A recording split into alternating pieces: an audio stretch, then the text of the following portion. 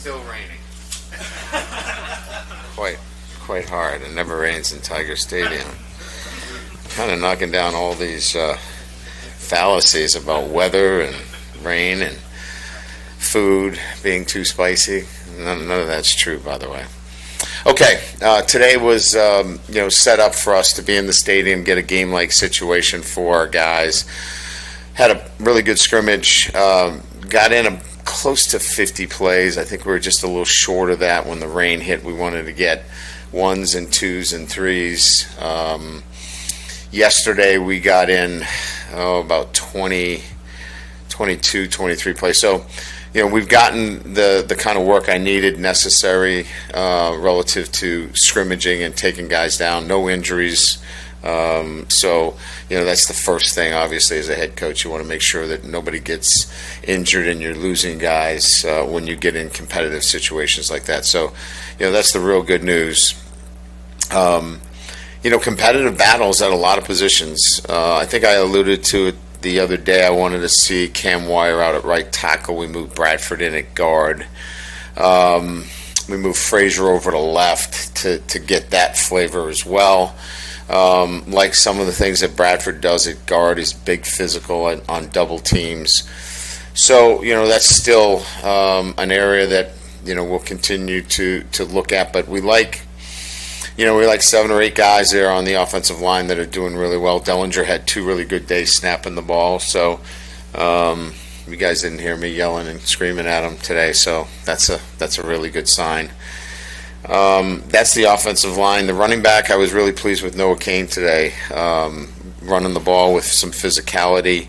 And again, I think I alluded to this the last time we spoke, is that, he hadn't played a lot of football, and it's kind of coming back to him. And he's a smart kid. He's 224 pounds. He's strong. And he ran with that physicality that we were looking for today. So that was a bright spot for us. Receivers all can make plays. Second play is scrimmage. Kayshawn hit a screen and made 2 or 3 people miss. We saw his explosiveness and how difficult he is to tackle today. Just a lot of playmakers. Neighbors made some nice plays. It's just a lot of depth. The tight ends, both Taylors made plays. So a lot of good things happening on the offensive side of the ball. Defensively, that front is very difficult to move. They show their physicality. We look. We go inside. We have. Popsicles and water, and then we go out and play defense. It's hard to get a good barometer on your defense when you do things like that. So maybe you lose a little bit of your edge defensively. I'm not worried about that at all. Our defense is going to be just fine. The pieces are in place. I like the guys that we have up front. The back end has played really well. So all in all, I'm just kind of giving you an overview of where we are going into a couple of days off. Tomorrow is a recovery day. Monday I don't like to practice because it's the first day of school, so we will not practice on Monday. We'll just have meetings, and then we'll get back to work on Tuesday. So the guys got a little bit of a respite here to kind of get organized, and we'll go back at it. So with that, we'll open up to questions. Ryan, just at quarterback, are you starting to see any separation? And what's going to be the kind of plan heading into the next final week of camp and then game week?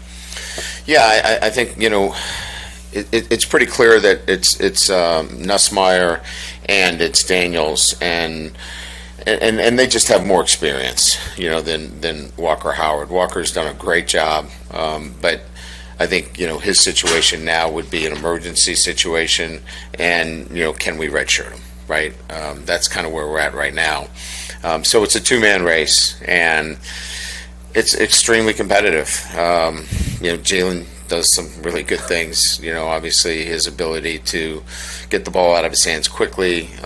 It's not just a guy that runs. He threw the ball at a 65% completion ratio last year.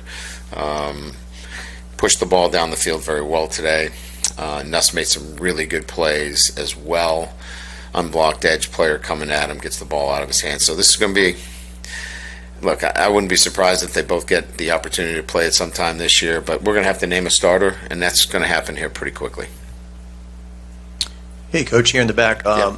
Mason Taylor, you mentioned him at tight end, but as Yeah. a true freshman, and he looked like he's very fluid, moves well. I mean, is he trending towards playing right away and contributing right away? Yes, he's going to play right away, and yeah, I think all the adjectives that you use. I mean, he's fluid, he's smart, he understands the offense very well. Kind of the nuances of the position come to him easily, and because of that, look, he's 247 pounds too, and he moves really well. The game comes to him, quite easily. I think the bloodlines there are pretty good. So, yeah, he's gonna play a lot for us, and him and the two Taylors. Jack will give us what he can give us as well, and I feel so much better about that position now than I did, probably after the spring. Hey, Coach. I was just sort of curious about how's the running back room sort of shaping up. I think last practice, not the last full practice we saw, with a lot of Amari Goodwin and Noah Kane with the first team. So how's that sort of room shaping up at this point? Yeah, as I mentioned, you guys know the situation with John Emery. I really can't get into the specifics of that because of the Buckley Amendment, but he's certainly a guy that's going to be part of what we do this year. Then Noah Kane, as I mentioned, was really impressed with him today. Amani is a guy that we're going to count on. Williams has been probably as consistent as any back that we've had. And Nick Demas has done a really nice job. So, Leonard Fournette is not in that backfield. I mean, so, we don't have like that marquee guy, if you will, but all of them, complement each other very well. And I think we'll be very effective at that position. And I think each one of them can contribute in a manner that will allow us to be successful at the position. Yeah, Coach, just the linebacker unit. I mean, you guys are rotating a lot of guys in there right now. Just how solid do you feel about being able to play not just two guys, but a multitude of players to start the season? Yeah, you're going to see a lot of guys moving in and out of there for sure. I've already mentioned the freshman Harold Perkins, but you're going to see Greg Penn, Mike Jones, of course, Kobe. Is going to it's going to play quite a bit for us as well. I think that's going to be a group of guys that you probably see 4 or 5 guys rotating in at that position, and we feel good about that. I think they need to. Mike is going to be back for us. Micah Baskerville, he's a smart player for us. He's a veteran player. Mike is going to play a real good role. We've really liked his leadership. So, there's 5 guys right there. You probably go 5 or 6 deep at the linebacker position. That's a pretty good situation. Brian, we talked about defensive line a lot, and you feel comfortable. You seem like you feel comfortable with them. What have they done to make you get that comfort? And also, is it about what you expected or better than you expected? Well, you've got 3 guys that I think are elite players: Mason Smith, Jay Roy, and Ali Gay. They're elite players. Then you add B.J. Ojolari, who can do multiple things for you. He can put his hand down. He can drop. So when you have a front that has 4 elite players, that's where it starts to allow you to do a lot of things up front and be creative. So Matt now has a great advantage because he can move those guys around and do a lot with them. So I just think to have 4 really good players like that, and then you've got a Makai Wingo who's been really good, and some really complementary pieces. You know, we haven't talked a lot about Desmond Little. He's done a really nice job for us. Jacoby Gilroy's been really good, real solid for us. So depth is probably the other thing that makes you feel good about not only 4 elite players, but having some depth there as well. Hey, Coach Dylan Sitters, 24/7 Sports. How are you feeling about the defensive back room right now? Because that was a position with a lot of questions. Yeah, I feel so much better about it. I mean, Kobe Dickerson obviously changed that kind of immediately for us, and then, you know, obviously getting Jared Bernard Converse back, you know, after his injury in the spring. So you start there, and then obviously we've got Mackay, you know, as a guy now that's a staple in our program. Having Seven Banks with the experience, so now you got 4 corners there, and then the 2 freshmen have been really good, Robinson and Welch. So now, you know, 2 really good freshman corners. Now you're talking about 6 corners that you know, going out there and competing where, you know, we're scratching to put 2 out there. So you feel really good about where you are at the cornerback position. You know, Sage and Brooks and Ward and Burns. You know, now you've got some depth there. So, you know, Langlois is back from his hamstring. You know, there's 11 guys right there that I've just, you know, thrown at you, and all of them are really good football players. So that's some pretty good depth to have. When you look at Jaden and maybe his strengths, or where does it show through that he has started 3 seasons of college football already?